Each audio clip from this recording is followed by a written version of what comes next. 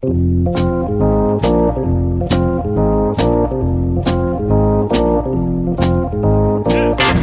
us a little bit about what you saw and being able to relay that message to Cora when you watched Kimbrel pitch and kind of help out so he wasn't tipping his pitches. So tipping pitches, we hear about it all the time. People at home understand what tipping pitches is all about. It's amazing. And that's remarkable. Alex, I'd like to tell you about a man. I'm all ears. That man is the billionaire behind the scenes in the White Sox, Chicago White Sox's new stadium plan. You're familiar with Jerry Reinsdorf? I've heard of him, the real estate mogul.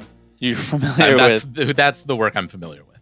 You're familiar with the fact that he would like a new stadium, which is a lightly banned topic? Right. This is that we're kind of towing the line a little bit, but what we're talking about here is not the owner throwing out the suggestion he wants to leave. Yes, that's old news.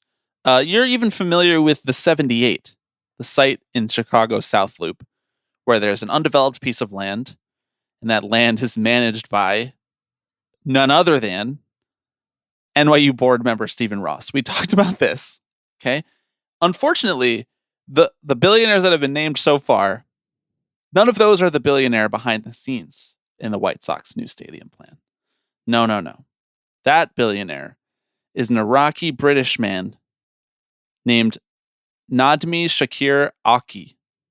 I don't know if I'm pronouncing that right. He's an Iraqi-British man who is banned from the United States because his visa has been denied, yet he does own the land.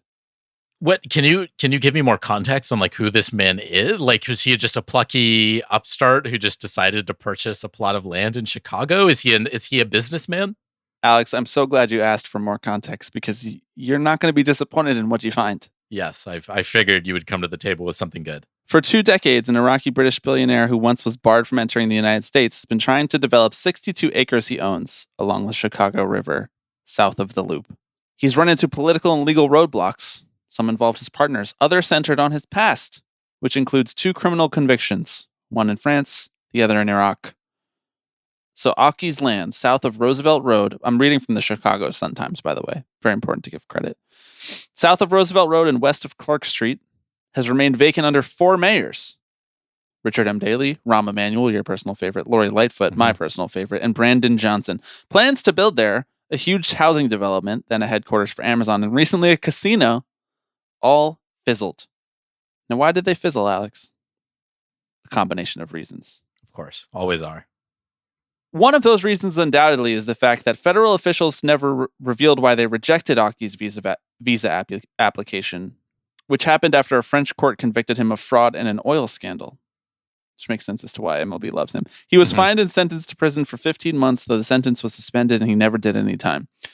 Aki did serve 2 years in prison, though, after he and 76 others, including Saddam Hussein, at the time a young member of Iraq's Ba'ath Party, were convicted of attempting to assassinate Iraq's prime minister in 1959. Nice. Quote, Mr. Auki never met or spoke to Saddam Hussein, Auki's attorney says in a 2-page letter in response to questions from the Chicago Sun-Times. Which is always a good thing to having to be put into writing. Just to be clear. Please don't put in the papers that I met or spoke to Saddam Hussein. He had no business or other relationship with Saddam Hussein. Saddam Hussein was in fact responsible for murdering one of Mr. Auki's brothers, and our client was himself imprisoned, beaten, and tortured by Saddam Hussein's regime. So just in case you were worried that Major League Baseball would not have to navigate more muddy waters after the approval of David Rubenstein, head of the Carlyle Group, to own the Orioles, we have this new stadium. They said until Alberto Gonzales, the former attorney general who oversaw George Bush's torture program, until he becomes like an advisor to Steve Cohen, a part of our group. Well, no, he's a part of the group who wants to bring a team to Nashville, right? But until he's in the door, we need someone to kind of fill that void, right? Someone who can talk about politics with us, who we can grease hands with. You're never going to believe the guy who Auki bought. What happened to the guy who Auki bought the land from? He went to prison for 10 and a half years for an illegal kickback scheme. Okay. Yeah, that man's named Tony Rezko.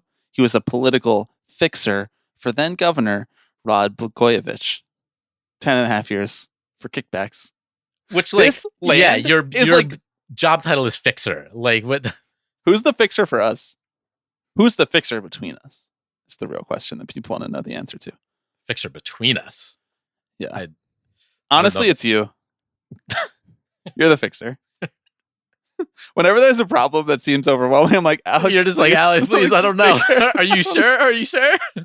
When we had to transfer our feed from where we used to host it, which was the most batshit convoluted 2002 ass way of handling posting to the internet, when we had to transfer it over to an actual place to host our podcast, it was like I was actually pressing the button to launch a nuclear missile. That's how nervous I was. Yeah, like I just have a maybe as if the 200 people who were going to be affected by it if the podcast just disappeared, as if that was going to matter.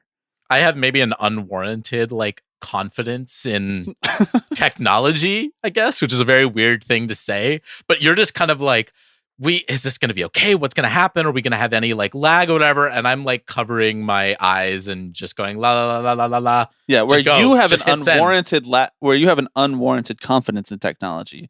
I have a warranted lack of confidence in technology. Exactly. And this is the yin and the yang that balances this podcast out, why so many people at home relate to it. You know, sometimes they relate to you, sometimes they relate to me. Two halves of a whole. So White Sox Stadium. So we have a whole host of bad actors here. It's kind of impressive. So wait, so this man owns the land, but then Ross, the billionaire board member of NYU, is like the property manager right now. His company, Related Companies, which is a bad fucking name for a company, by the way. Right. Try Googling related companies. And we're going to get our other related company. Maybe that's what he wants you to find. Maybe, I guess Maybe he doesn't want you to know more about his dealings. Yes, they manage it, I believe. So they're like the landlord for property that doesn't have anything built on it. Okay, that's good. That's what landlords are for. It's like, this is how real estate happens. You know, there's just like four guys who have to agree not to go into a blood feud with each other so that they can have a little bit of a piece of land. Okay? It's just mafia techniques. That's all these guys are using. Right down to the kickback scheme that opened up the land in the first place because the guy had to sell it because he was going to prison. I wonder who dimed on him, you know? Makes you wonder. I know. It makes you think. Snakes in the grass, man. Snakes are in the grass. So this story is wild. I actually recommend everybody read it because it's a testament to the moral vacuum that is the United States of America, number one. And number two, it's a testament to how cursed the White Sox are. Truly. They're like, we're trying to get free. We're trying to get a new stadium. We're trying to build the 78th neighborhood here in Chicago. And what do we need? A guy who's been barred from the United States on multiple occasions, and he went to prison for potentially trying to murder the leader of Iraq. We need to buy that land from him.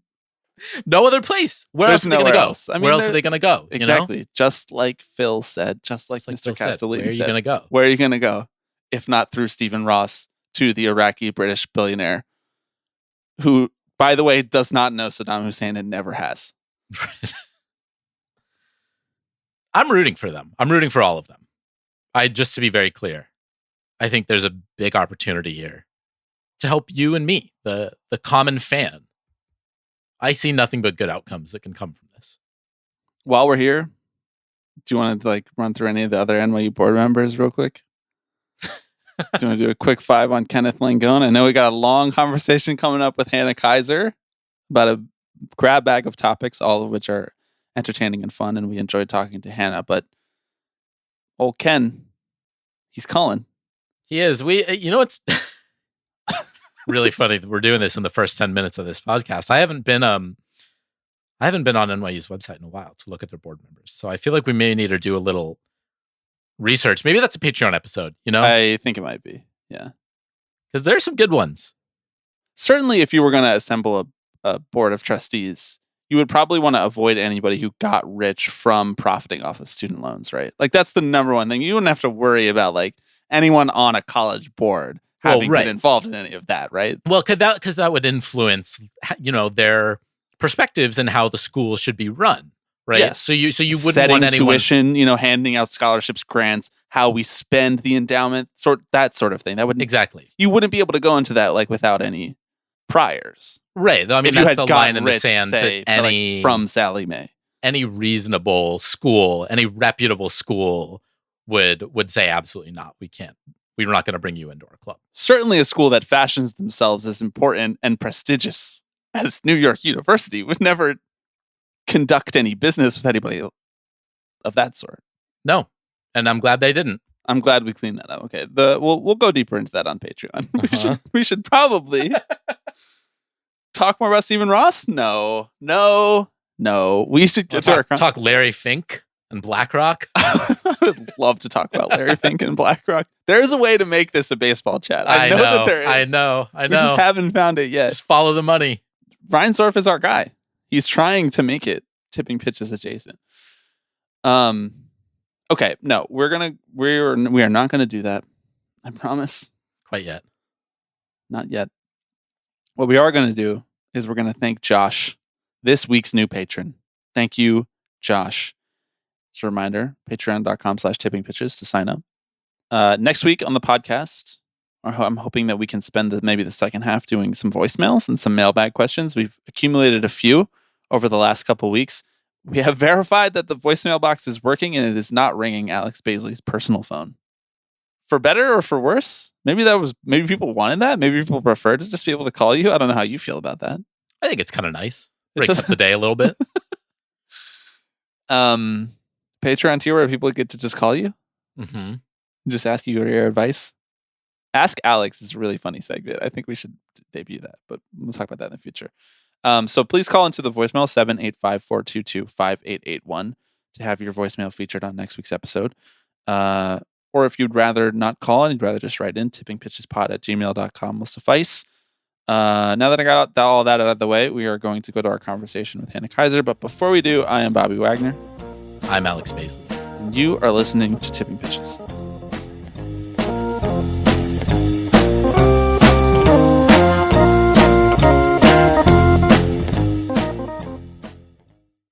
Okay, we are once again joined by Hannah Kaiser, a longtime guest of the podcast. Do you know what number appearance this is for you? It's got to be like 4 or 5 at this point.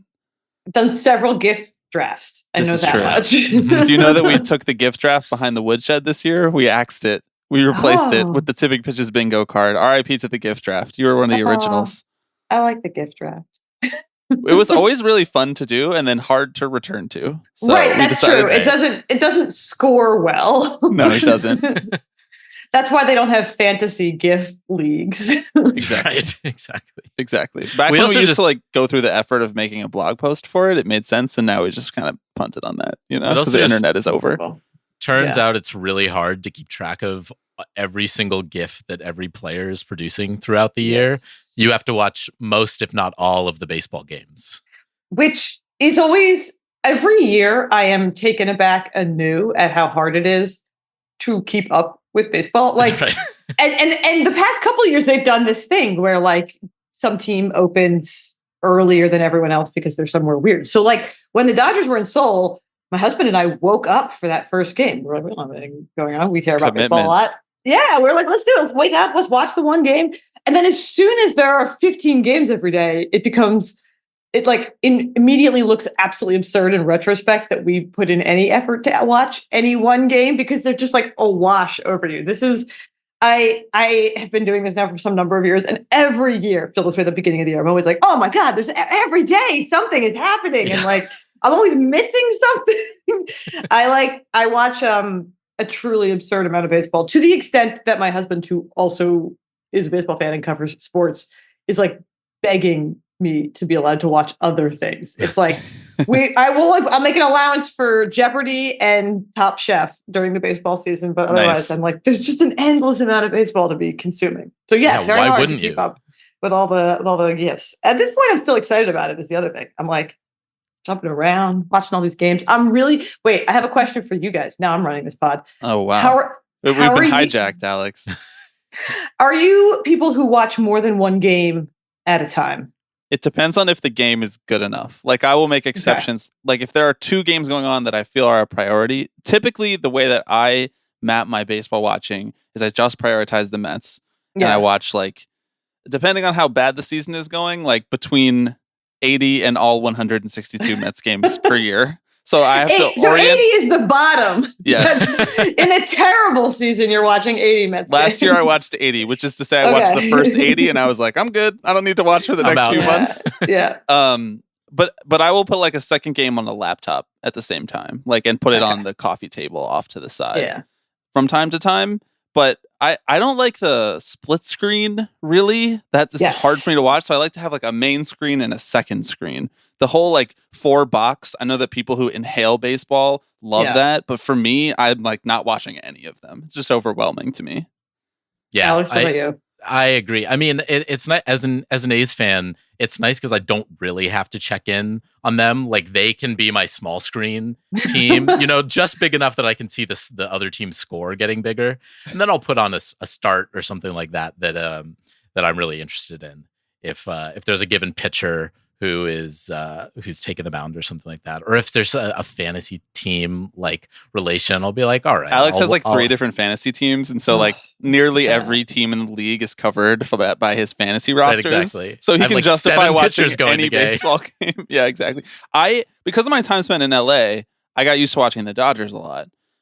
Because I would watch the Mets in the afternoon, like as I was leaving work, they would be wrapping up, they'd be losing as I was getting home, and then I would watch the Dodgers when I got home. So now it's like I kind of do a similar thing, but I'm not staying up as late as I used to. I'm trying to cut back the caffeine, cut back on the staying up really late. And so I watch like the first few innings of the Dodgers, and then if it's a good game, I will leave it on, and if it's not, I will go to bed. I have tried this year. The big inning, MLB Network's big inning, unintentional plug for MLB Network, I guess. And I can't. It's so hard to follow. How do people do that? That's one where it's the 4 boxes and they're jumping around with and they which zoom box. in on like a big moment as it's happening. But they change the sound. Understandably, this is how it has to go. Like, they change which broadcast you're hearing based on what's like going on. But that can be very disorienting because, like, if they're focusing on a game because it's a big moment, they'll be like, oh, bases loaded, like Bryce Harper steps to the plate. And then if somebody hits a home run in another game, they'll be like, going. Right. And you're like, whoa, he just hit a grand slam. And they'll be like, no, they changed which broadcast you were listening to. So I find that I have to do one game at a time. I'm like a neophyte in that way. I'm rudimentary in my ability to follow baseball. You're more boomer than zoomer when it comes to baseball. Yes. I was inhaling March Madness, and that is almost actually easier to do like 4 screens up because 90% of the time the camera angle is the same on all of them. So it's easy to sort of glance around and see where the ball is. But in baseball, like you were saying, Hannah, things happen so quickly. You're like, hang on, they were just on the manager in the dugout, and now someone's rounding the bases. What did I miss? All right. Yes, right. Like, they'll set up the situation and then they'll cut to a different game and then they'll come back to the game and the thing will have already happened and you'll be like, okay, that's what happened. Right, sure. Right. And I also feel like it's so regrettable when that happens to you in baseball because baseball is a game of like slow action, slow action. So when you miss the action, you're like, shit. It's like soccer. If you're watching the World Cup and you're watching 4 games at once or whatever, and you miss the goal, why'd you watch the other 89 minutes? The goal is the point, the home run is the point. And so it's hard for baseball. I also just think that like, another thing that I realize every year is how good the Mets broadcast is. Of course, we don't need to spend any time on that. And you're not enjoying it if you're only catching them being like, and he struck him out. You're like, that's not the enjoyable part of listening. No, Keith and Ron. So I feel like you need to commit. You need to like let the discourse of the game wash over you. Okay, completely. I completely agree. Thank you for hijack. That's actually kind of what I wanted to start out with anyway. Like, what is your baseball consumption like right now? What is your coverage looking like right now? I know you wrote a piece about the DH over for The Ringer, where I work, and I love that piece. We wanted to talk to you a little bit about that. But Thank you. You said you're inhaling a lot of baseball at the moment. Is it more or less than usual? I feel like it's more because I don't have anything to do because I'm still looking for a job. So I'm watching a lot of baseball. I'm also falling asleep on the couch a lot because I'm pregnant. And so I'm either watching more baseball or less baseball, but there's more baseball being pumped into the house. That's for sure. I'm still doing SNY fairly regularly, and so I feel like I'm watching just like more Mets than ever because I am less focused on like I don't have to watch the best team, which is not the Mets. Hey now, we invited you here. You know, we're chatting, we're friends. In previous seasons, I feel like I would be more the Yankees played the Guardians or are playing the Guardians this weekend, and it was news to me that the Guardians were that good because sorry to Cleveland, I don't care that much about the Guardians. But in previous years, I feel like I would have had to be super locked in, be like, let me find out why the Guardians are so good. And I don't know because I haven't watched that much of them. I've instead been watching the Mets be bad. I've also been watching the Royals be good though. So that those things came together this weekend. That was nice. Yeah, it's a little freeing. I feel like you can kind of like flip it. Like if you're not contractually obligated to lock in on one game or something like that, you can sort of bounce around a little bit more, which maybe there's an extent of like, it's a little freeing. I mean, maybe not in the way you want, but job. Like, right. I was last time I was on MLB Network. The first they were like, they give you the rundown, and it was like going to be all Red Sox, and I was like, ooh, have not watched any of their games because they had been. This was like a week and a half ago, and they had been on the West Coast to start the season, and I also have been trying to sleep more, or not even trying, just sleeping more. So then it felt like that's, I was reminded that I do have to pay attention in like a somewhat intentional way in order to have some sort of like professional credibility going still. I can't just like watch the Mets and the Phillies and then call it a day. But yes. So that's my baseball consumption is more indulgent, but perhaps needing to be accommodating slightly more of the actual news cycle. Like I didn't watch that much Dodgers baseball other than that first game at all. Again, West Coast been falling asleep soon. And I realized I had like no concept of who was good and what was happening with them. So the people that you expect to be good are good. Okay, good to know. Which is to say, most of the team, basically all of the team is good. They're very good. I feel updated. I've been watching more like daytime MLB Network because I'm home during the day, and that is good. We should have more.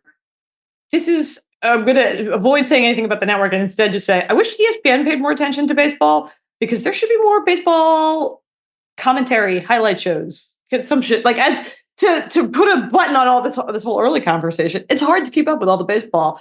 And it is helpful for someone to do that for you. So podcasts, I'm listening to so much baseball podcasts. That's what I'm doing. Unfortunately, if you're spending any time listening to Tipping Pitches, you're not getting any updates about what's going on the field, Except weirdly, last week on the Patreon, for some reason, we went through all of the like run differentials in the league, just like 2 weeks into the season, because some of them are pretty ridiculous. Or weird.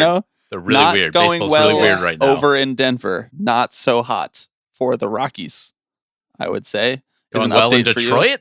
Now I want to see what the run differentials are. I'm gonna like pull them up. That's not gonna be good. That's how I knew about the Guardians being actually good. That's how you found out? Yes, exactly. You're like, whoa. I did not know that they were good. I don't really know why they're good. They don't. I don't think that they know why they're good. They should. Yeah, look at that. 20, but not as good as the Royals. Okay. Do the Royals have the best run differential? They do. They do? Sorry if you're listening to this at like any day other than the day this goes out. Yes, the Royals currently have the best run differential in baseball. Something tells me that will not last. That's some small sample going on there, but they are good. They are good. I officially think that they are better than bad, which is more than you can say for the last few years of the Royals. You said you were there on Friday. I was there on Friday, didn't stay for the game, just went pregame and managed to have conversations with people both on the Royals side and on the Mets side about how there would probably be a lot of stolen bases by the Royals this week. Yes. The Mets do not, they don't prevent runners from getting on, and they also don't hold runners very well. They really don't. That is a great mystery. That's like a very Mets-specific question, but I thought Alvarez had been working on that in spring training, and that was one of those where I like bought into the spring training too much, and I was like, you know what? I think is going to happen. He's going to be throwing guys out all year, and that's not been true at all. Yeah, well, one thing about spring training is that like the good players don't actually run because they know that they don't have to. And then when you get to the season, they actually do steal bases because it matters more. Well, stolen bases are like down crazy this year, right? I think just league wide, no one is running, which is weird. And maybe, certainly unintended and not, I think, what any of us want. I like seeing stolen bases. I think like seeing stolen bases. Bring them back. I was having a conversation with someone just yesterday about like friend, not like a executive, just a friend, about whether or Dave not Dombrowski. Like, you were talking to Dave Dombrowski. About whether the stolen base success rate being so high, like I think that people were saying a lot last year was like they should keep running until it comes down. Yeah. And whether that's sort of necessarily true or whether or not like, why don't we just keep it high? That seems good. Maybe steal at exactly that rate indefinitely. But they're both stealing less and the success rate I think is a little bit lower this year. Mm-hmm. How'd that happen? That's not how it's supposed to go. That rule change didn't work, I guess. I have a theory about that. It's still too cold, that guys don't want to run, don't want to pull a hammy or whatever. But also the injury risk, supposedly MLB is trying to peel that back with the whole obstruction rule change, because rather than sliding into a guy's knee and getting a concussion or breaking your hand or whatever, you can actually predict where you're going to slide into in the base and not hit it too hard. It doesn't seem like that's changed anything. Also, running is dangerous, stealing bases, unforeseen, you're diving a lot onto the ground. The ground is still hard. Even though it's a professional grounds crew that takes care of that dirt, it still can hurt you. I was saying watching the Mets game yesterday that if Francisco Lindor came out after the game and was just like, I don't like being cold, that's why I've been terrible, that I would actually really respect it. I would like same Francisco Lindor. I also do not enjoy being cold. Cold baseball is bad. Yes, perhaps but there was a lot of stolen bases early last year. Maybe everyone was really excited about the new rule. I don't know. All right, we'll keep an eye on that. It's also like we don't have stolen base. We don't have guys that like stolen base specialists anymore, really, because those guys have been taken out of lineups. You can't afford to keep guys like that in a lineup. So now it's like the injury concern with stealing bases is so much more than it was in the era that they're trying to get back to by changing these rules. Like in the 1980s, there was dudes that were hitting like, an empty 275 and then just running as soon as they got on base. But now, like, you don't have guys hitting empty 275 unless it's Harrison Bader batting ninth for the Mets, who does not have an extra base hit yet this year. Still going, going on a month now, getting close. That's because he's trying to give himself opportunities to steal bases. To make it more interesting, except he doesn't steal bases either. But that's okay. We don't have that anymore. And so the guys who would be running are also too valuable to run because they're also great. Okay, this actually, this made me think of something that came up in the course of reporting the DH article that I maybe mentioned in like one sentence, but did not get to dwell on as long as I maybe wanted to, which is I had not thought about the many both factors and ramifications of the decline of the dedicated DH. But one of them that this time I am talking about executives mentioned to me was that they want so many more pitchers that there's just such a smaller amount of roster space for your position players, even with the slightly expanded rosters, that like if you have 13 pitchers, which is the maximum amount of pitchers you are allowed to have, that you can only have 13 position players, and they're like, all right, so like 9 plus a second catcher, that's 10 plus like a second infielder. Like the room for a DH runs out, but also the room for a guy to just be speedy. Like there isn't that same space. I thought it was so interesting in talking about that specific thing. Mike Elias, the Orioles GM, we were talking about that. And he was like, is he GM or is he president of baseball? Oh gosh. You gotta be careful. You don't want to mistitle him. Another organization is going to try to hire him away because they could offer him a higher title. And Google says he is the executive vice president and general manager. Oh man. Yeah. Okay. He needs a promotion, I guess. So does his own Twitter. I always forget that he has Twitter. He has a Twitter. And he follows me. Oh, hi, Mike. Do you think he follows us, Alex? I'm going to say no. I tell you, I can't find. But he was like, and I would have even more pitchers. He's like, if they would let me, I would have 14 pitchers and only 12 position players. And then you really wouldn't have space for a DH or a run specialist, that is sort of a lot of the problems in baseball are all, if not causing one another, tied up in one another. It's sort of like there's too many pitchers who are too specialized and not enough position players who are specialized. And so when you end up with like a lot of health focus on the few position players who are very good, which also necessitates things like taking a lot of days off, and then you don't have a day. Like it's a lot of, the game is in like a slightly skewed place where, I mean, whatever, this was like all the discourse has been the past 10 years. That's why we got the rule changes. But it's like we're not doing as much interesting stuff on the offensive side these days because there's so much focus on maximizing what you can do with the pitching staff.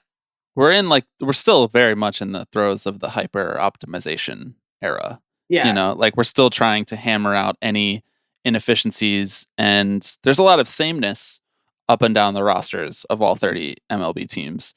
And I think that some rule changes have tried to cut in the opposite direction of that. It's tried to like make it more valuable to be a guy who hits singles the other way by changing the shift rules.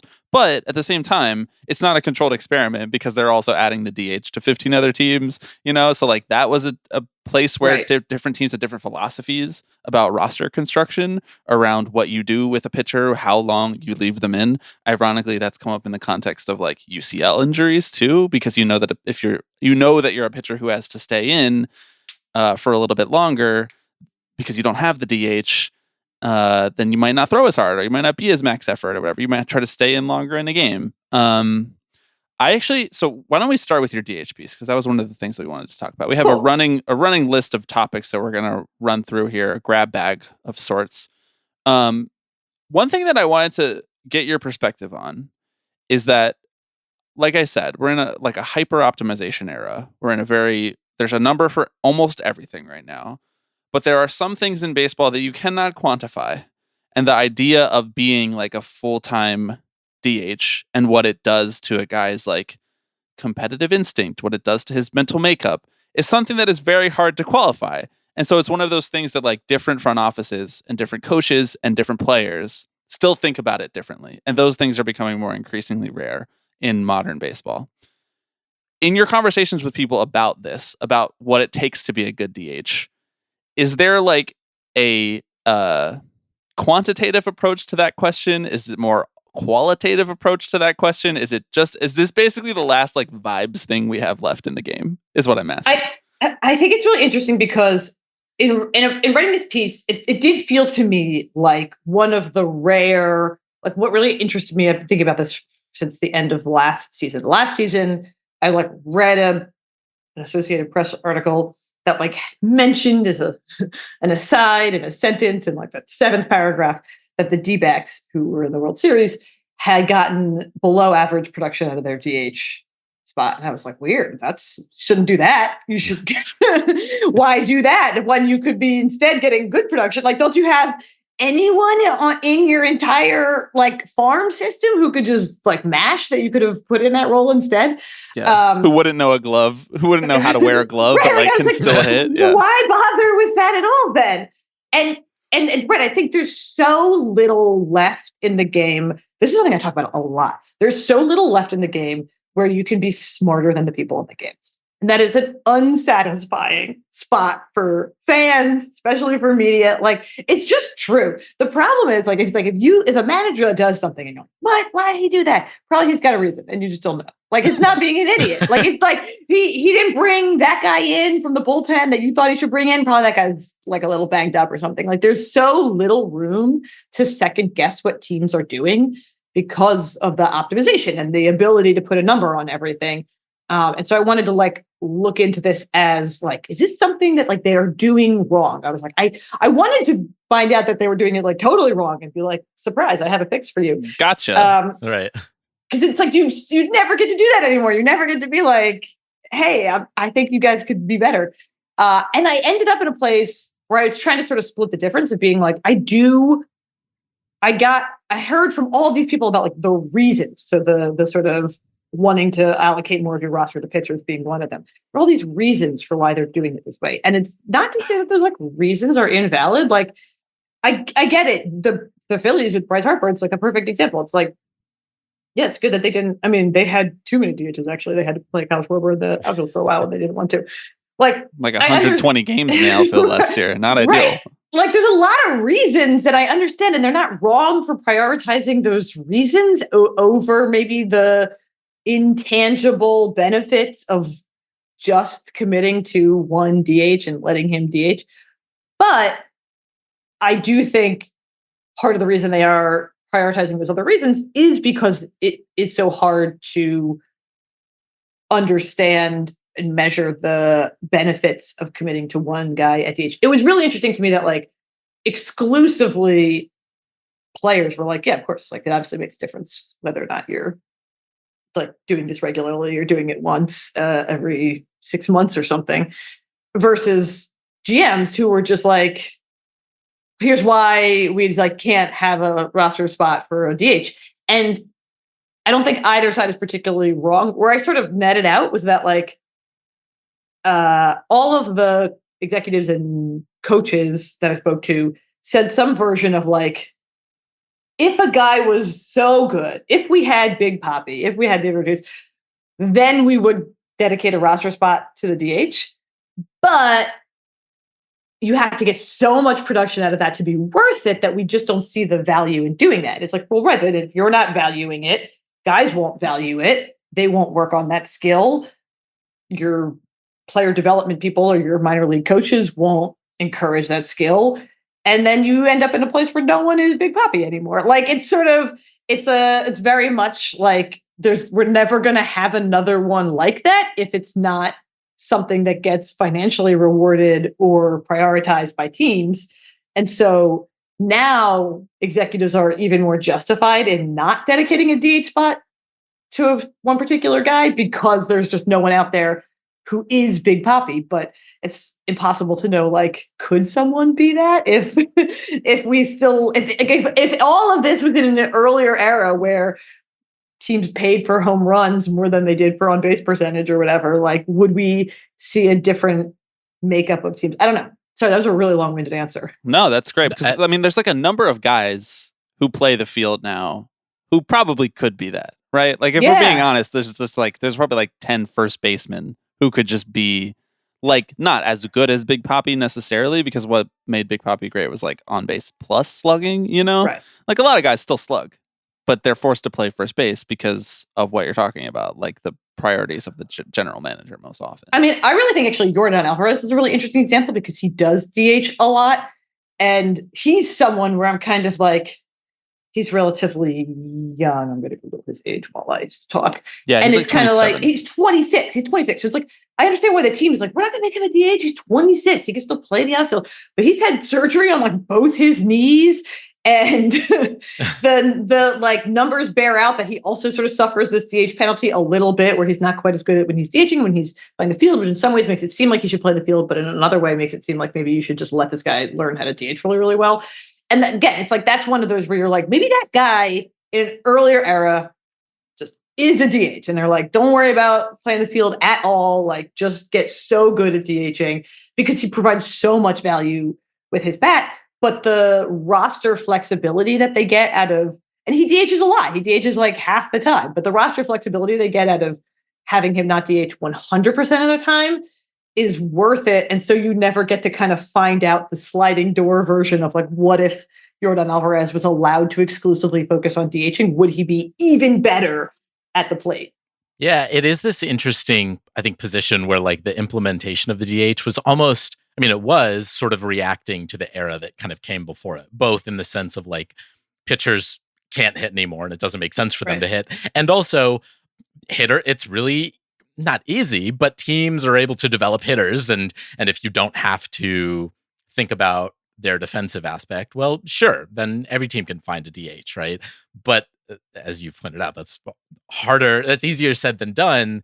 And it almost feels like we're in this sort of like arbitrage moment where teams are sort of seeing this like gap in value, right? And using the DH rather than as just another offensive tool, as sort of this place to say, hey, maybe we can squeeze a little bit of, frankly, like monetary value out of this, right? We can put a guy here who we don't have to pay 20, 30, 40 million dollars to. And I do think that's a really interesting angle to this too, that you brought up in the piece of like, and even guys like Ben Cherington, the Pirates GM, admitted as much, right? Of basically saying like, look, like we're valuing this position much differently than we are a lot of the other ones on the field.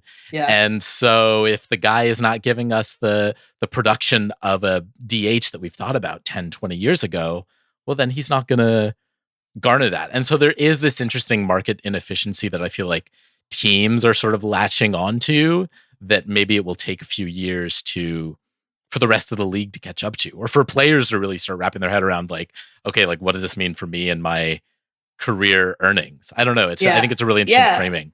I thought that like Brian Snicker sort of almost unintentionally said, maybe not unintentionally, that's like not giving him enough credit, but said something that I didn't notice in the moment. And then in kind of going back and listening to it after having talked to a couple of executives, stood out to me, which was, he was like, well, you're not going to prioritize teaching a guy to DH in the minor leagues, because then when other teams come calling, they'll have less trade value. And I was like, oh, right. Like that's that feels like such a like far down the line ramification of something that like, but it's like, that is how teams think. They think in terms of value. They think in terms of the value of the guys in the minor leagues, whether that's to their club or on a trade market. And so, right, it's like, to me, that was like that seems almost like, when he said it, it seemed almost like negligibly specific. Like I was like, okay, whatever. So you're not teaching it to them in the minors because trades. But then when you can think about it, you're like, that is the ethos. That is the like must at every stage be maximizing the value that is now universally recognized around baseball. So you're not getting teams that value things differently. So as the Braves, that teams are applying some measure of DH penalty to the whatever their version of WAR is. And so you're like, all right, well then like can't have him DH, because then when we go to try to trade him, he'll be like dinged by whatever metric it is that particular team that we'd like to trade him to uses. And so, right, it's like those things. I think a lot about like Pete Alonso being so insistent about not being a DH. And it's like, it feels a little silly, because it's like, Pete, come on, you're kind of a DH, right? But he hates when you say that. And it's kind of, I get it, because he's working towards free agency. And now he's like, please do not print in the paper that I am a DH. And I get it, because it's his like earning power, and he's a really good player, and he should get to cash in, and like he should, he would cash in differently if it was 20 years ago, but it's not. So he's going to keep playing first base. It's interesting though, because so much of it's all player development, right? Like if you developed guys to just be good at DH, there'd be a ton of guys who are incredible DHs. Yeah. Just like if you developed your best athlete to play first base, there'd be a ton of incredible defensive first basemen, but that's not as valuable on the diamond, so they don't hit it that direction. But it's intriguing though, because like, then who would you replace Pete with if he was the DH? Like you'd put somebody there who's like, if that person that you were going to put there was good at something else, they would be something else. So like when Pete was not there, like in an era where before he was called up, like, who was playing first for the Mets? It was like a hodgepodge of like James Loney and friends, like that wasn't great either from a roster construction perspective. What's Ike Davis up to these days? I would love to know. I would love to know what Ike Davis is up to. Mets legend Ike Davis. Alex, please put some respect. That's right. It's just GMs are making calculations about where they cannot put resources towards. Yes. And what they have decided is that they would like to let things atrophy in favor of prioritizing the things that are Moneyball priorities, that are like sabermetric priorities. And it's just a lot of sameness, and so there's a lot of like holes in rosters that look very similar up and down the league. And the Phillies cut the other way. It's interesting because Dombrowski was like, give me a bunch of guys that could profile as DHs, I find Dombrowski to be such an interesting person to talk to. Like you could talk to Dave Dombrowski about like whatever story you're working on. It would probably benefit from talking to Dave Dombrowski, because he is such a, I think, accurate view of how the game has evolved. He's so able to speak to like, I think he's really interesting in his ability to kind of be like, I understand that we are valuing things differently than we used to. And I have no feelings about that kind of like, he's not like railing against the changing of the values. And he's also not like, we're smarter than we used to be. Like, he's just very clear-eyed about the way that the game has evolved. I mean, that's how you convince like 4 different owners to spend $250 million a year on your roster. Yes, being clear-eyed evaluator of the game's current trends. Exactly right. Like, he's just very good at being like, well, we used to value that and now we value this. And you're like, okay, that's like, I thought it was, when I was talking to him, he was saying to me that someone had just been talking to him, because again, everyone's like, we've got to talk to Dave Dombrowski about whatever it is. God, I guess we have to talk to Dave Dombrowski now. I would love to talk to Dave Dombrowski. I would love to. And he was like, someone was talking to me the other day about how to bring back the 200 inning starter. He's like, and you can't. And I was like, oh, okay. Like, it's sort of like, he's not wistful. He's not like railing. He's just very like, right, like clear-eyed about like, here's how the game exists currently, which I do think is like, right. It's like when you think about it, you're like, wow, that's how you convince lots of different owners. He's very practical about what the game is valuing in that particular moment. But like you said, like, he went on and got a lot of DHs, and it's like, because maybe he was clear-eyed enough to both understand why teams aren't constructed that way, but also have like a healthy respect for the things that used to be valued. Like, he had overlapped with Ortiz for one season in Boston, and so like talked a little bit about that, as opposed to Ben Cherington, who overlapped with David Ortiz for much longer, but also was kind of more cynical about the current way we value guys, which is just like, objectively, that's correct, kind of. Right. I feel like Dave Dombrowski is like old enough to know that everyone always thinks that they're objectively correct, but then these things change. And so he's like less attached to feeling smart in the particular moment. Yeah, he's like, I get the DHs aren't valuable, but like at a certain point, they are. Like, if you collect enough of them, there's got to be something there. Right, like in the aggregate, you can recreate a team based out of only DHs. Maybe. I mean, it's hard. It's hard, and make it to the World Series, I guess. Yeah, because like it's very hard to delineate the line between what makes a good DH and what is just a good hitter, and it's still always going to be valuable to have good hitters. You know, that is like a squishy distinction that you can draw. And if you are smart enough, or savvy enough, or clear-eyed enough, or whatever Dave Dombrowski is, he's a genius. You know, the guy builds good baseball teams. Period. To be able to say this guy is a good hitter no matter the context, whether I put him at DH, whether he has to play left field, whether he has to convert to first base, these guys hit in all scenarios. There's nothing that is going to stop this guy from hitting.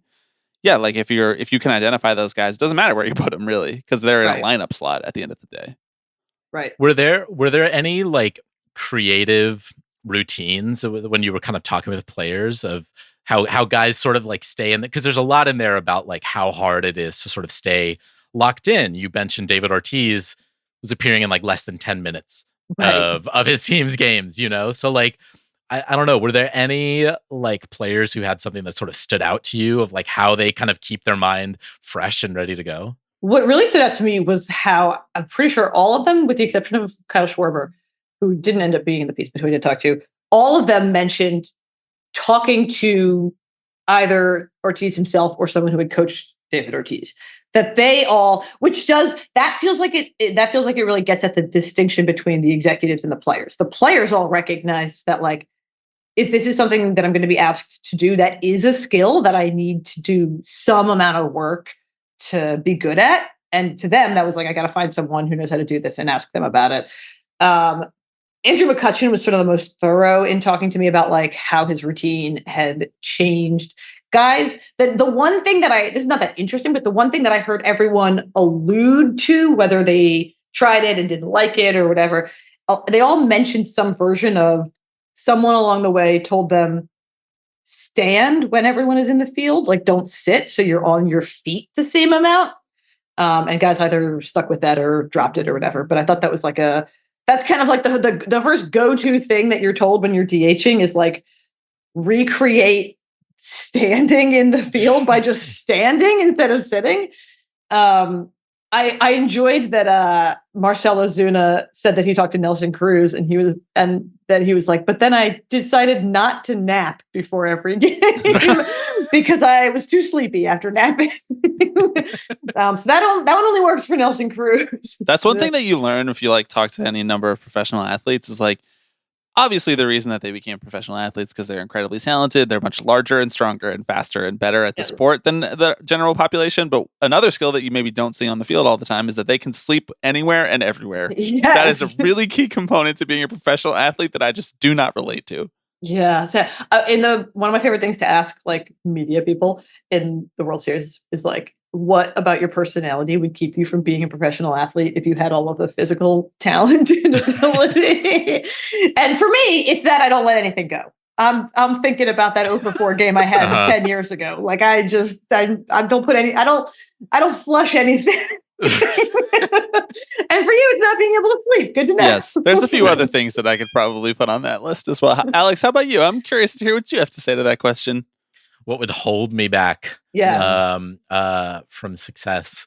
I'll throw you another one out while you think. For me, a crippling anxiety of being in front of people. Mm-hmm. There's a lot of people at games and a lot of people watching on TV. Don't think I could perform under those circumstances.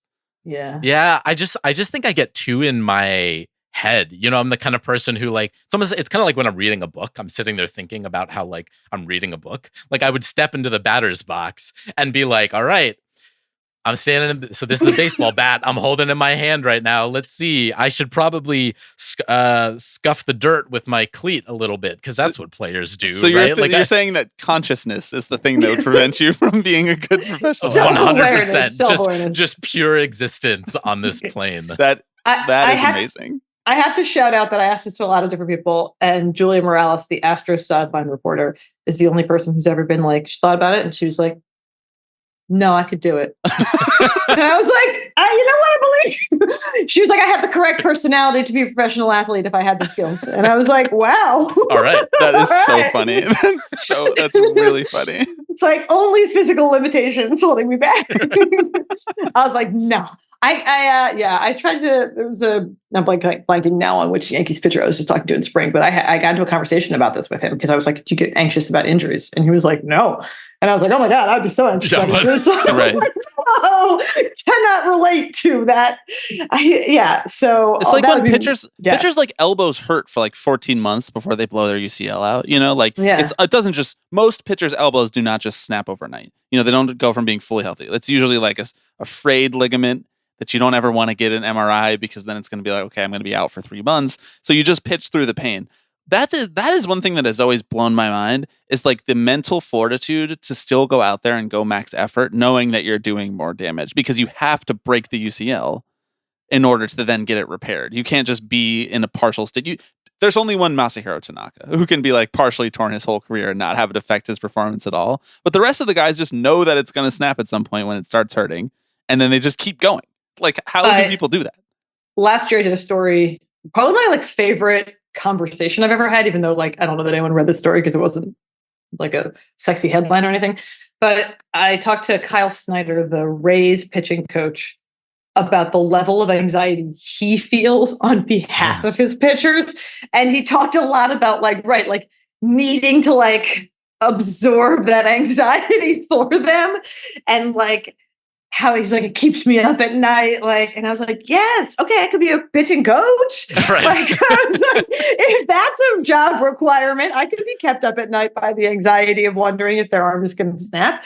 But yeah, I thought that was such a, like he was, and this came out of having little conversations with him about that for many times in a row when I saw him, because I was always like, do you think about it? Do you think about how their arm might blow out? And he was like, oh my God, all the time. And I was like, did I think about it? And he's like, no, not at all. And I was like, oh, wow. If a prerequisite of being a good pitching coach is just being anxious on behalf of other people, like I'm the next Mark Pryor. Somebody got to hire me. Like, let's do this.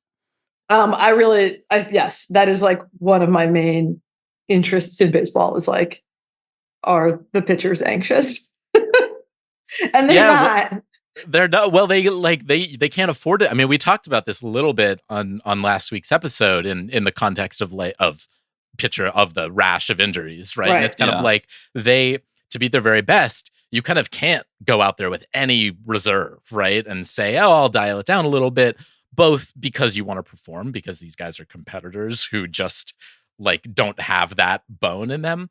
And also like you're thinking about that like payday, right? You're thinking about, hey, look, if I'm not getting that contract, someone else is, right? So it's like they're almost bred to like not be able to think about it, which is why you need to surround them with people who can absorb all that anxiety, because like they don't have it in them. I mean, part of it is like you can compartmentalize the idea that getting Tommy John is like part of the job, but giving up fucking bombs all the time, that's on you. You know, you're the one that threw the pitch. And so you can't be like, I gave up 4 homers today, but my elbow feels okay. Exactly. You know, like right. I mean, that is the reason why the pitching injuries can't be solved. Is because in order to do the job, you have to be behaving in a way that is putting you at risk of classic catch 22. UCL. Classic catch 22.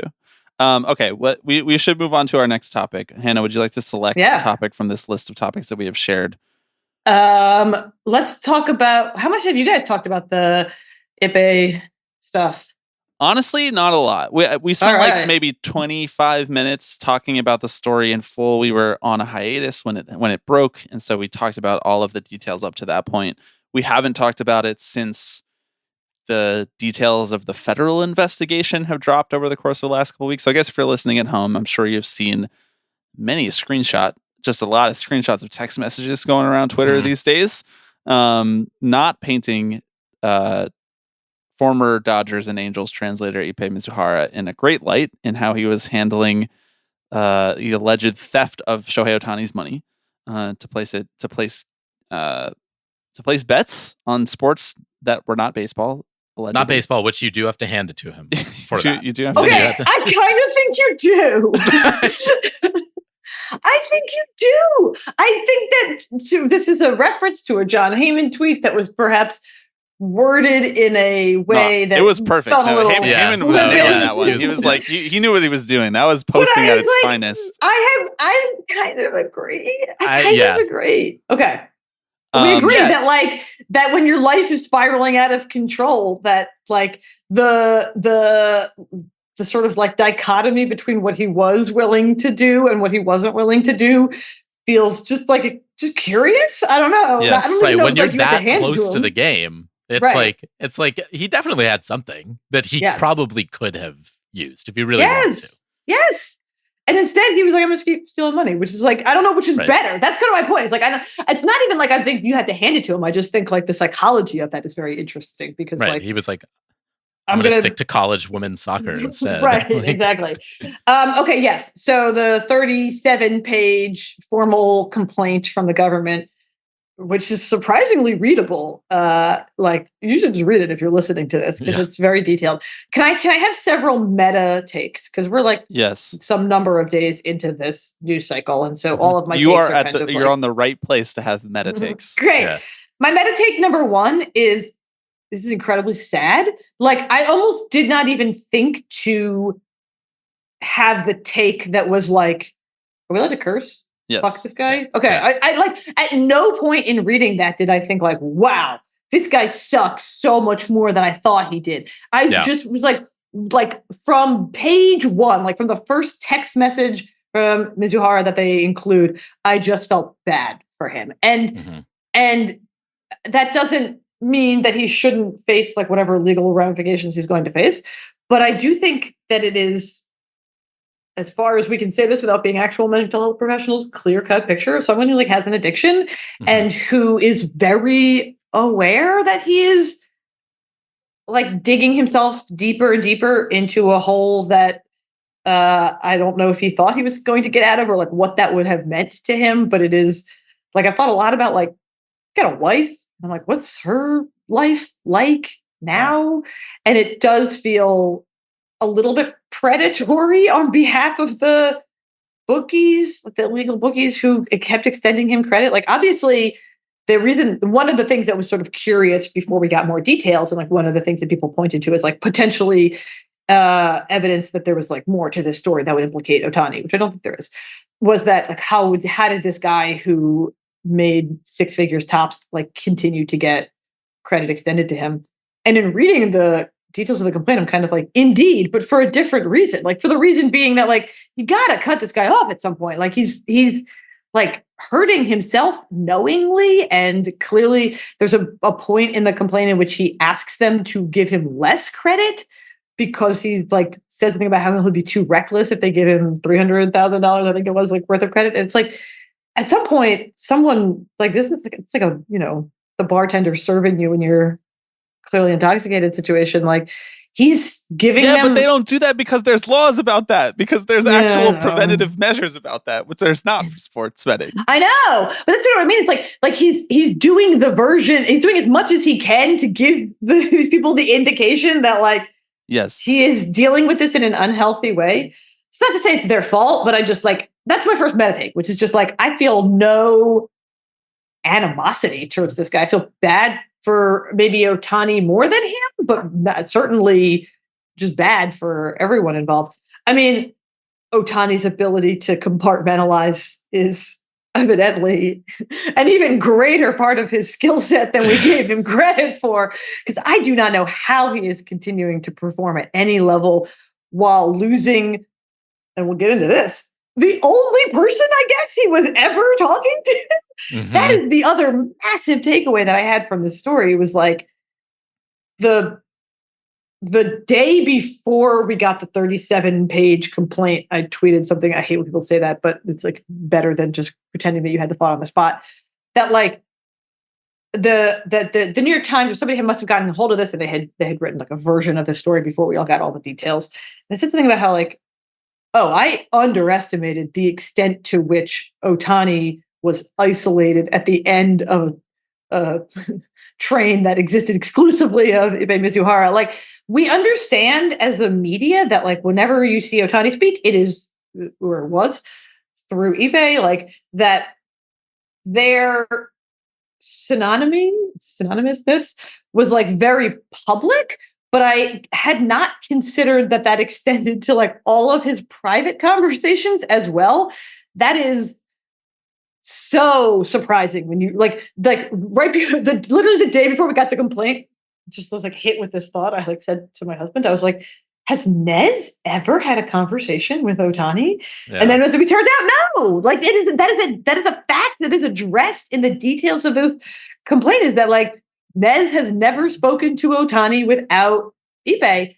And that is both logical, because I don't speak fluent Japanese, so why would Nez Bolello, his agent at CAA, but also so surprising when you think about just like the importance of Ohtani to CAA, to Nez Bolello, to the sport itself. Like the fact that they're the most surprising sort of moment in the narrative laid out by the complaint to me is that like the media reaches out that they are looking into this bookkeeper and that Ohtani is implicated in some way.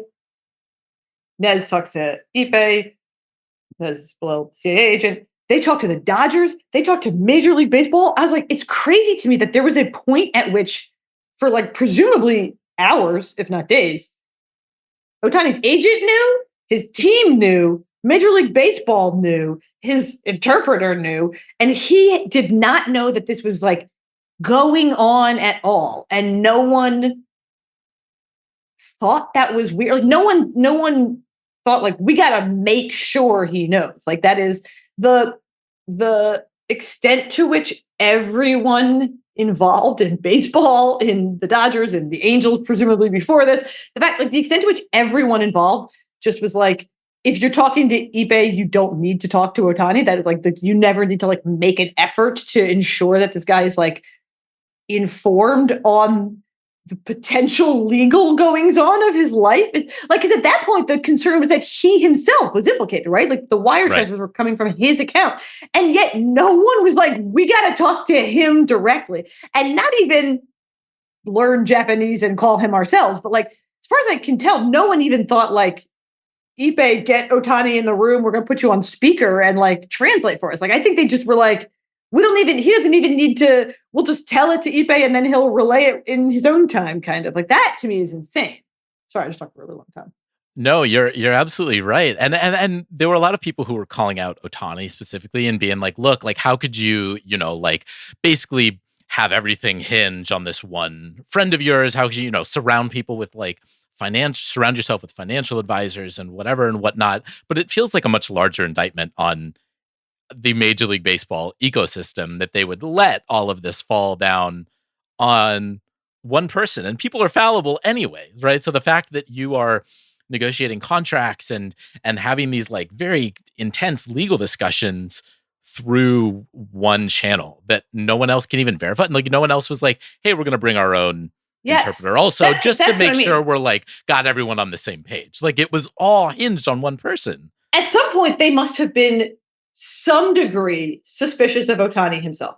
This is not a conspiracy theory. I'm not suspicious. Right. But at some point early on, you're suspicious of Ohtani himself. At that point, how do you not think like, all right, let's ask him some questions through someone who is not on his side, if only for the reason of like, we'd like to ask him the tough questions, sort of like the fact that there was no effort made to do that is very surprising to me. I mean, the complaint lays out one of the sort of like multiple financial professionals raising concern, maybe is too strong a word, but raising questions about the account that Ippei had taken control of, essentially, and how they didn't have access to it. And he was like, oh, Ohtani wants it to be private. And they were like, but there are potentially tax implications to the interest that it's accruing.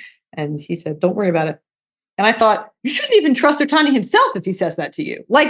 That's why you have financial professionals. Like if the financial professional thinks there might be tax implications to an account, I don't even think they should take their own client's word for being like, there aren't, it's not a big deal.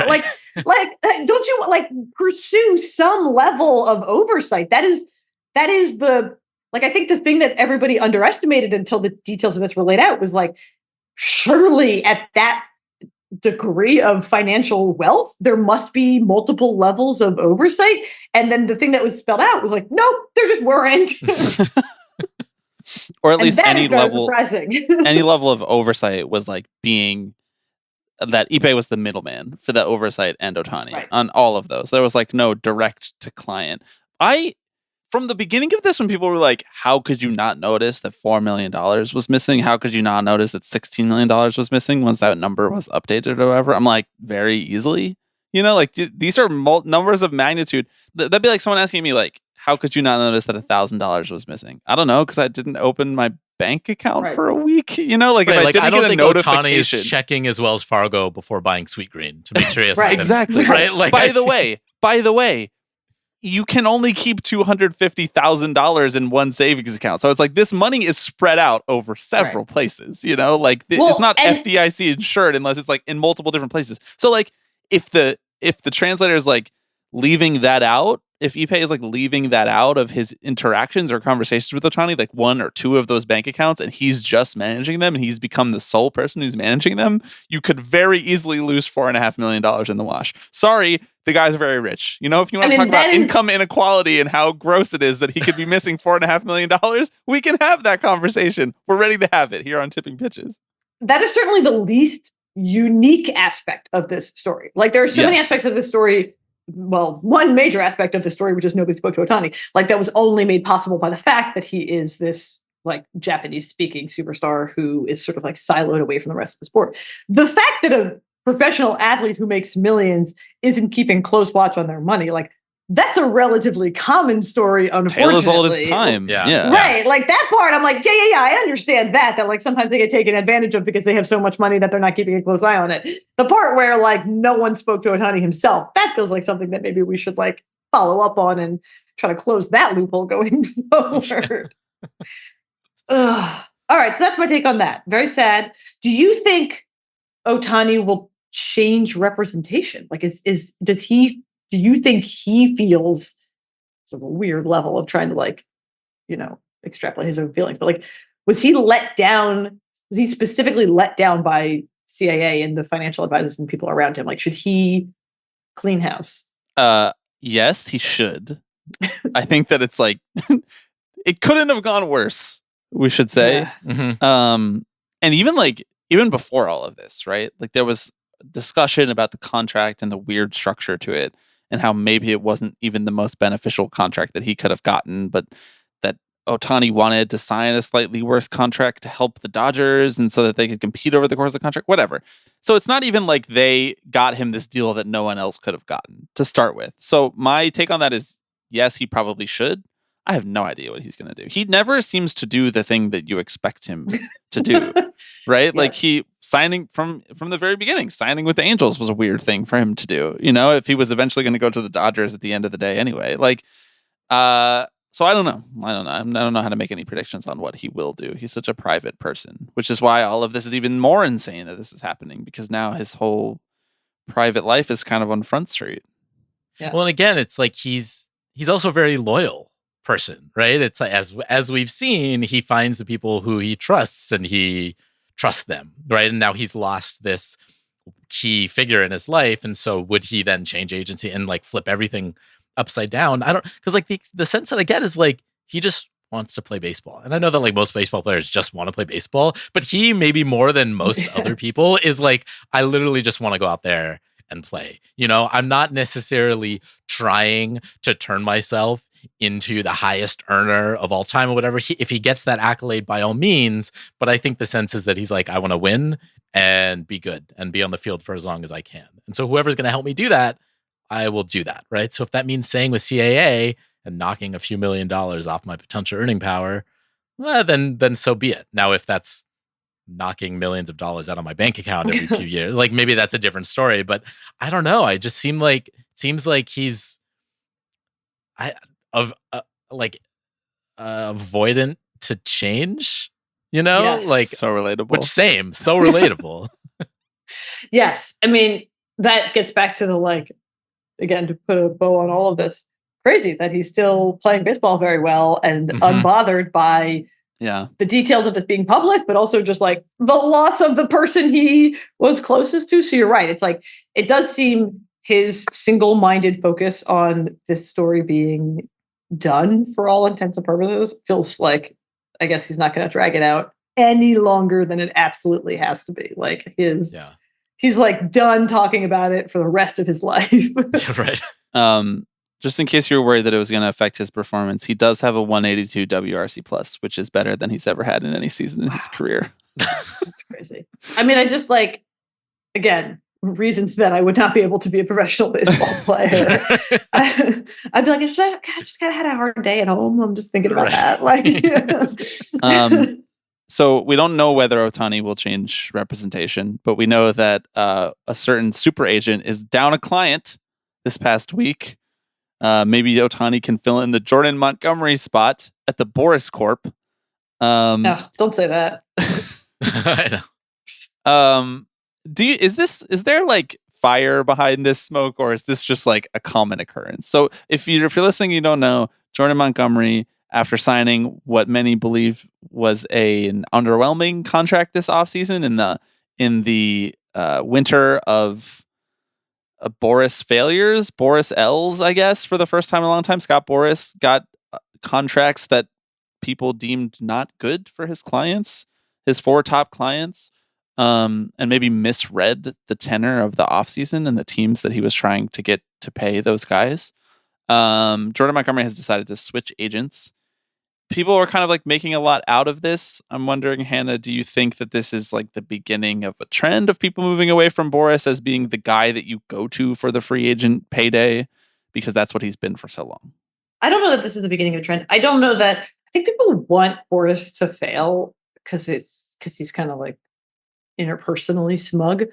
And I don't want that. I enjoyed this Jordan Montgomery news, not because I have it out for Scott Boras necessarily, but because I felt like it was a more honest reaction. Like I sort of juxtapose that with like Blake Snell's comments were very kind of like ended up in the right place at the end of the day. And I was like, really?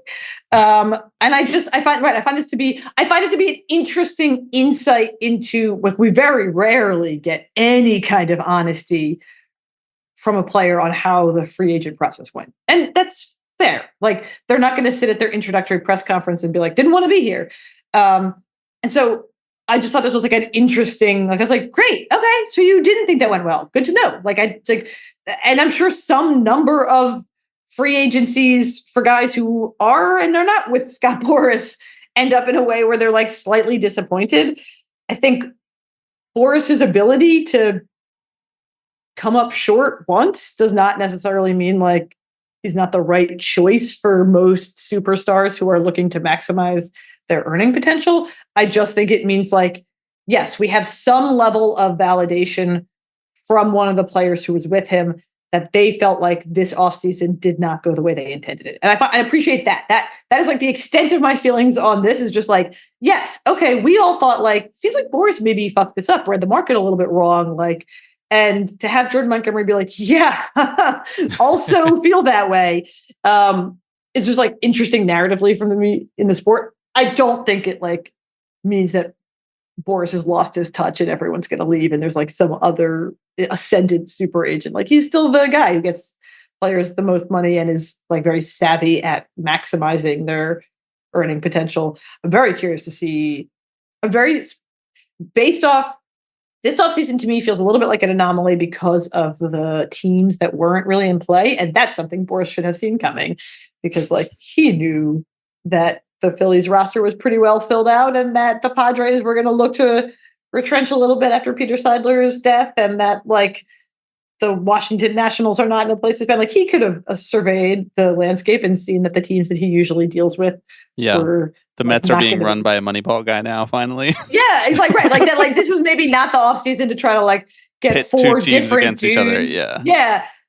All of which is to say, I reserve the right to be like, oh yeah, he is cooked. If the Juan Soto free agency doesn't go well, I'm very interested to see how that plays out because that feels like with a barometer in terms of like potentially a $500 million contract, like a barometer setting contract, but also the Juan Soto story as it stands is there is a number out there that they need to top and it is a big number and it is maybe not like exactly what Juan Soto was worth, but that extension that the Nationals offered him like below market in the sense of like, if you were to calculate his value per WAR, but a reasonable extension offer from a team that he has expressed repeatedly since then that he was very happy to stay with. And I'll be interested to see, this gets back to this sort of Jordan Montgomery thing. I'll be interested to see whether Juan Soto himself is happy with the free agent experience he ends up having because of how unhappy he was and has been with the way that not taking an extension with the Nationals played out for him. Like, I think like everyone is well within their rights to maximize their earning potential and to prioritize that above all else. But he made a conscious decision, likely advised by Boras. I mean, certainly advised by Boras, whether or not he like took that advice more or less than he should have, we don't know. But like certainly advised by Boras to reject an extension that was, again, below his technical market value with the Nationals. But that rejecting that extension and getting traded, Juan Soto has been unequivocal about how he did not enjoy that experience. He did not enjoy being traded. He is sad to have, like, you know, soured on the team that raised him or whatever. And so like, what Boras owes him not just a lot of money, but a satisfying free agent experience and the opportunity to end up somewhere long term with the kind of stability that Boras didn't secure for these guys this past offseason that makes Juan Soto happy. So I'll be really interested to see whether he delivers on that this upcoming offseason. I think it's an expectations game for me personally, like the narrative around Boras. You should know what to expect when you sign with Boras. And if you're in the media or if you're a fan, you should know what to expect when you're talking about trying to sign a player that is a Boras guy or trying to extend a guy who is a Boras guy when he's on your team and his free agency is approaching. You should know what is going to happen. Right. And frankly, like, not to denigrate these specific guys, because I think earlier in their careers, they had maybe a brighter outlook on what their free agency might look like. But Matt Chapman, Cody Bellinger, Jordan Montgomery, and Blake Snell, this is not Bryce Harper, Garrett Cole, Juan Soto, and Francisco Lindor. Like, what are we talking? Like, these guys are not 10-year contract guys in a normal market. And so I think that it's a combination of Boras trying to like strong arm teams the way that he always has, and it not working quite as well as it has the last 2 seasons. And these guys' careers not going maybe how we thought they were going to go in the first 3 years of their career. Like, especially, I think Bellinger and Chapman. You could argue that Blake Snell was the most hard done by this offseason. The guy has 2 Cy Youngs, and he has like 2 seasons. Is likely to not be coming off a Cy Young season again. Like, when I'm like, man, this was a year. Yeah, exactly. And why is he signing like Carlos Rodon deals? The guy that's been really injured and like not as effective even when he has been healthy. So I think that it's just like it's expectations versus reality a little bit. And I think that if you actually like follow the history of Boras clients, like this would have been, if he got these guys contracts like he got the previous guys, that would have been kind of like pulling a rabbit out of a hat from my perspective. And it just happened that all 4 of these guys kind of lined up as being the top free agents in a class that was pretty down compared to what it's been the last 3 or 4 years. Yeah, I mean, to your point, Hannah, I just think it's interesting to sort of have the curtain pulled back a little bit. There's this assumption that Scott Boras is a bit of a, I don't know, he's got the magic touch when it comes to negotiations. And frankly, like player-agent relations and kind of how those negotiations go is one of the parts of baseball that feels like a little bit more of a black box to me, right? Where I'm just kind of like, I don't understand what you're looking for and what draws you to an agent beyond like maximizing your earnings. And it does feel like we're at a kind of interesting point where players are a little more aware of like their own power as workers and a little more interested maybe in sort of maximizing that while also retaining like, I don't know, the like general interpersonal like relationships and that, I don't know, you take into account when signing with the team. So I don't really know where I was going with that thought, but I think the next couple years are going to be an interesting sort of test case for like whether Boras whether he's still got it or not. I don't know. I think we could be baseball agents. I think we could pool our talents and make a play there. I think that you and I should just be each other's agents, Alex. Like I should show up to your job when you're getting ready to get a raise, and I should be like, nope, I think Alex needs 10% more. Just like bring me in a suit, like in Goodwill Hunting. You guys want to be my agents? I feel like sure. There you go. That would be helpful. Yes, I am. I mean, at some point, Boras has got to be done. That's not to say, like, again, this is not like Boras. Please do not. He will listen to this and text us. Right. It's not to say like you're losing. I promise you, Scott Boras is not listening to this. I promise you. He might. If you put his name in the description, he might. But I just like it's been. Will there ever be a changing of the guard? I don't know. This has been 2 back-to-back agents. Are they doing right by their clients? I know. Conversations. But I think that like I don't know that Scott Boras created this want though. The idea of holding out until you get the most is like a fundamental baseball tenet, like a baseball market tenet, because there is Marvin no Miller's top birthday. End. Really? We should shout out Marvin Miller. Who's how about that? Oh my gosh, topical. I feel a little lame for not even realizing. Yeah, I feel like we should make you more of a thing out of that, probably. Yeah. Yeah. The Marvin Miller commemorative episode.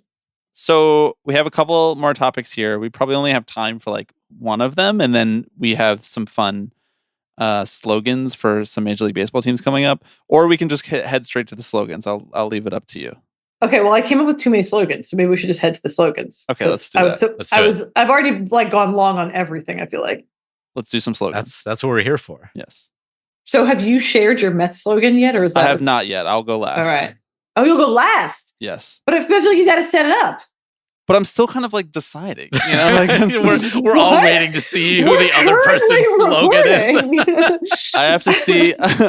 We're going to record until the Mets start today, and then I'll see how the first couple innings go, and then I'll decide what the vibe is heading in. So for context, this segment started 2 years. It's not really even a segment. We're turning it into a segment this year. 2 years ago, Alex and I were in Washington for opening weekend. And when you're in the away team's park, you're wearing like your team's gear, and you see another fan, and they say, "Let's go Mets." you can't just say the same thing back because then you seem like a loser. You can't also be like, let's go Mets. Well, you can't but then you kind of just like look at the person and you're like, yeah, like it just kind of peters out. That interaction never goes well. So I decided at the beginning of the season, okay, here's what I'm going to say back to every person who says, let's go Mets, or says something about the Mets gear that I'm wearing. And I believe the first year it was, this is the year, because this was 2022 when they were playing very well and the team was good. There was a lot of optimism. Last year, not quite as much optimism going on. I opted to use the phrase, keep the faith. Keep the faith. Keep your head up, keep the faith. This year, I believe the phrase that I would like to use is, hang in there. All right. Because, there's optimism still, there's some good players on the team. Lindor's going to be here for a while. The David Stearns era has begun, even though I'm the number one David Stearns skeptic. I'm not sure if you're aware of this. Ooh, I'm not, but I kind of too. All right. Great. Wonderful. You're welcome to join. Don't give him the opportunity. He's going to talk for a half hour. I'm sorry. You're welcome to join our club. We meet on Wednesdays, the David Stearns skeptics. We'll do this off pod. Hang in there. That's what I'm going to say to people. Hang in there. New York Mets. New York Mets. Hang in there. Hang in there. Batten down the hatches. Teams used to have slogans like when you would go to their independent. I don't know if they still do. So now I'm just checking. When you would go to their websites, oh yeah, you know what they kind of do. I just picked the Giants at random to check, and it says you go to SF. If you go to MLB.com/Giants, it says San Francisco Giants. Nothing like it. That seems they did a bad job. Dodgers didn't do a very good job. Dodgers don't have one. All right. Okay, fine. Good to know. Let's see if the Mets have one. Padres don't have one. Okay, so for some reason, only the Giants so far have one. Maybe this was not true. Oh, baseball hits different here. That's what the other Mets, the real Mets, are going with. They went with baseball hits different here. So I think sucks. That slogan that feels a little too like Gen Z. Exactly. This hits different, right? It's like logs onto TikTok once. Right. New York Mets, it's giving mother. New York Mets, let's rizz them up. Oh no. So they didn't try to go quite so Phillies went with ring the bell. I think they always do though. Yeah. All right. So they didn't go specific enough to the year like you did or like I did. I tried. I did not want the early part of the season to influence me. So I didn't go Royals. It's 2015 all over again. They're really hot so far. All right, here's what we got. These are completely random. I was just what are the teams that occurred to me first? Yankees, one shot to make it work. Yeah. They only got one shot over. Yeah, exactly. Wonderful. All right. Angels, from a certain perspective, we divested just in time. A little wordy, but we could get it on a shirt. Maybe not on a hat, but definitely on a shirt. Padres, regression to the mean. That's good. Yes, because they need that. They will be good this year. They could have run back last year and when probably what? Yeah. Twins, the best team that can't stay on the field. They can use that one every year. That's just they really can. That's just universal Twins. Orioles, do the ends not justify the means? Oh, and I tried. You know that I'm also the number one Michael Eyes Orioles skeptic too. That support group meets on Fridays though. So if you're busy that day. And then the last one that I came up with was the Brewers. This is probably too long, but you don't have to outrun the Bear. You just have to outrun the rest of the NL Central. That's good. I like that. I think the Brewers are going to win the NL Central, so I think that's wonderful. Yeah. That's what I got for you. What do you think? I love them.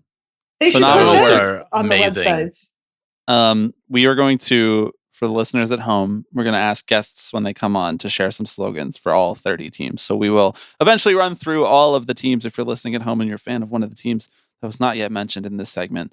So let's run through them briefly one more time. Hang in there for the Mets. Yeah. Yankees, one shot to make this work. Angels, from a certain perspective, we divested just in time. Padres, regression to the mean. Twins, so good. The best team that can't stay on the field. Orioles, do the ends not justify the means? And Brewers, you don't have to outrun the Bear. You just have to outrun the rest of the NL Central. Hannah Kaiser, Thank you so much. You always go above and beyond whenever you come on Tipping Pitches. We appreciate it. We appreciate you doing that homework assignment and adding even more slogans into there.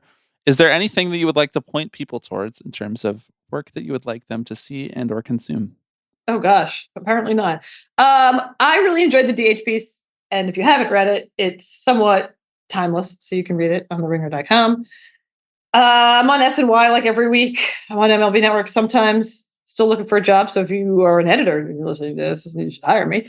Have you been on SNY with Jerry Blevins yet? Not this year, but in previous years we have. Yeah, we got to talk about Jerry's hair. It looks so good. It's unbelievable. What's he doing? Interesting. The hair, the stash. It's a lot going on. Got something going on, but it looks so good. Friend of the pod, Jerry Blevins. So I'm proud of him. He looks like he started going to Bryce Harper's hairstylist. He looks like a guy who was forced to hide his hair under a hat his whole career. And now that he's done playing, he can finally let it fucking breathe. I'm happy for him. There's also just a shout out to SNY they've been really lovely to me about the pregnancy. They're like super like, how are you feeling? It was very nice. That's great. In like a supportive way, not in like a condescending way. And yeah, that's all I got. I'm making a person, so that's what I'm working on these days. A player to be named later. Exactly. Yes. Thank you so much, Hannah.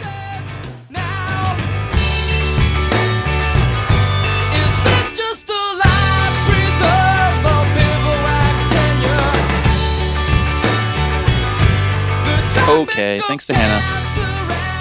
Thanks to you, Alex, for being the fixer. For just being you. Never change. I try to bring my whole self to the table, you know? Would you say that this is Good the most bad. honest look into your personality that we have out there? I mean, there's very little out there, so probably. Like, just by virtue of the options. As I said at the beginning of the episode, 785-422-5881. Please call in and leave us a voicemail to be featured on next week's episode. Or if you do not want to call, tippingpitchespod@gmail.com. You could DM us a question, tipping_pitches on Twitter. Tag us in Slack if you're a patron. All that good stuff. You know, there's many ways to get in touch with us. We have a Patreon episode coming up later this week.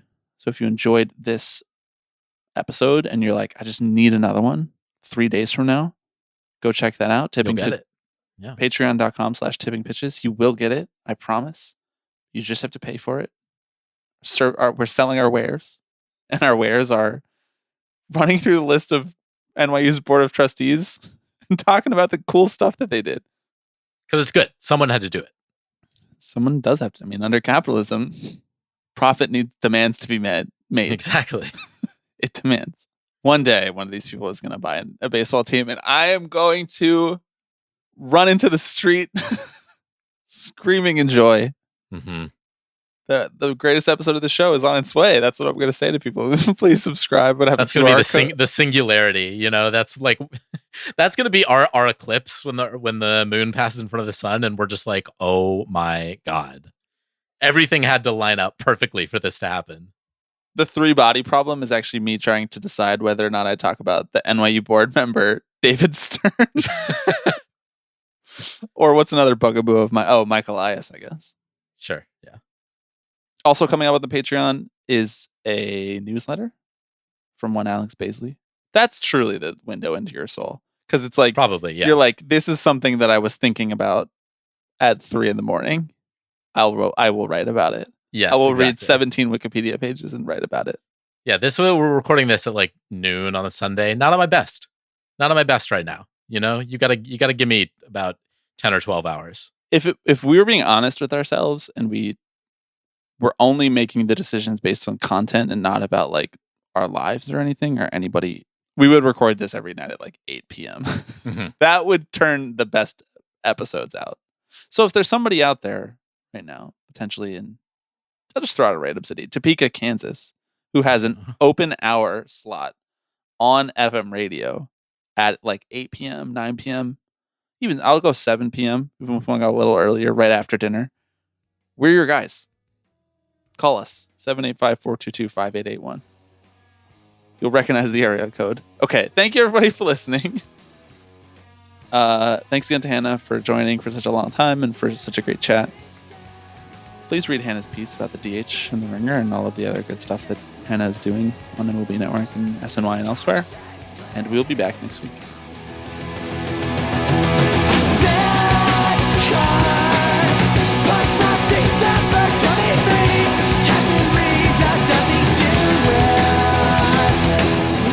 Hello, everybody. I'm Alex Rodriguez. Tipping pitches.